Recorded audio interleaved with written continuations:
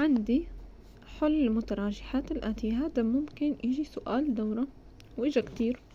متراجحة عندي أقواس، في نشر، في اختزال، في متراجحة. كيف بحل مثل هذا النوع؟ الأول شي بلش بالطرف الأول، في عندي إشارة. شو لازم أعمل؟ انشر هاي الإشارة. ناقص ضرب الإكس ناقص إكس، ناقص ضرب ناقص 4 ناقص ضرب الناقص زائد 4. لسه ما عملت شي، الإشارة مثل ما هي، إشارة المتراجحة. في رقم 2 هون بالطرف الثاني بنشره. شو يعني بنشره؟ يعني بضرب. نشر يعني ضرب.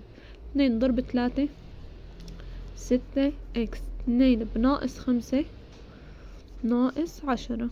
تمام لهون؟ هلأ معاليم لطرف مجاهيل لطرف. شو يعني معاليم لطرف المجاهيل لطرف؟ يعني الإكسات لعند الإكسات، الأرقام الصحيحة لعند الأرقام الصحيحة، يعني أرقام بدون أحرف. 6 إكس اللي هي على الطرف الثاني شو بتصير؟ ناقص 6 إكس.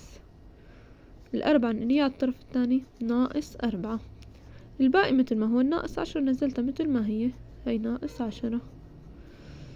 الناقص إكس ما عملت شي، نزلها مثل ما هي. وبختزل ناقص بالناقص بنجمع ونضع الإشارة نفسها.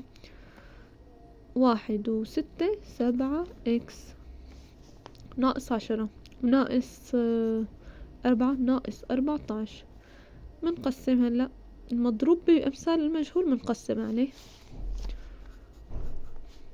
بتضل إكس. لا مو في ناقص هون، مو بدي أقسم على ناقص.